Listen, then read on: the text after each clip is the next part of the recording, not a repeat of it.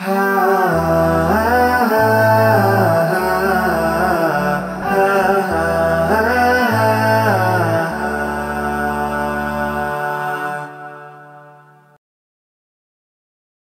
Ustadz, kalau kita lihat ada satu ekor burung yang menyeramkan dan identik itu dengan hal yang ya berbau agak mistis, serem gitu Pak Ustadz, yaitu burung hantu nih Pak Iya. Ustadz.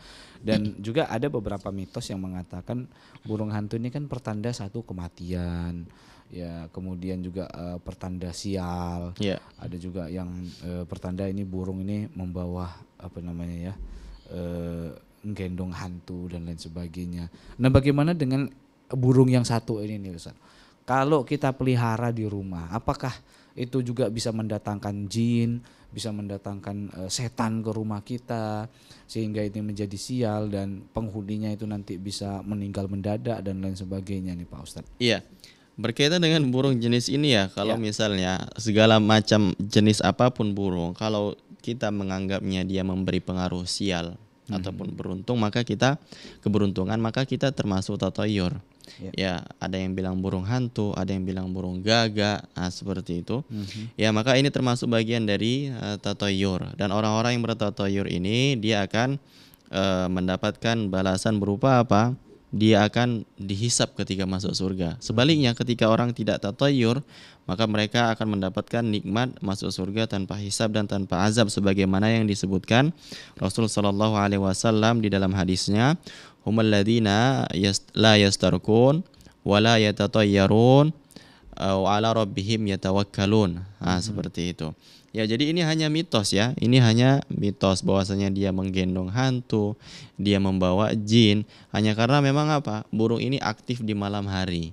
Ya, kemudian memberikan suara-suara yang ya kita biasa mengatakan ini suaranya seram seperti itu. Maka ini tidak benar. Ya, hanya saja memang dia itu muncul di malam hari, kemudian media-media yang kita tonton di televisi ataupun di sosial media ini menggambarkan burung yang seram. Maka pada asalnya makhluk ini semuanya sama. Ya, bahayanya mereka itu hanya didasarkan pada kemampuan naluri atau alami mereka. Ya, bukan pada kemampuan gaibnya yang tidak kita ketahui. Ya, tapi kalau kemampuan naluri atau yang sifatnya alami seperti mematok ketika ditekati, kemudian menyerang ketika merasa terancam, saya rasa ini banyak di antara hewan-hewan yang seperti ini gitu. Ya, dan ini wajar. Tapi kalau sempat kita yakini hewan ini termasuk burung hantu ya, dia memiliki kemampuan gaib. Dia membawa jin atau dia dibawa oleh jin. Seperti itu, membawanya ke tempat tinggal akan berdampak buruk pada rumah yang kita tinggali seperti itu. Maka ini merupakan bagian dari tatoyur dan ini tidak diperbolehkan di dalam Islam dan kita wajib menjauhinya. Nah, bagaimana hukum memeliharanya?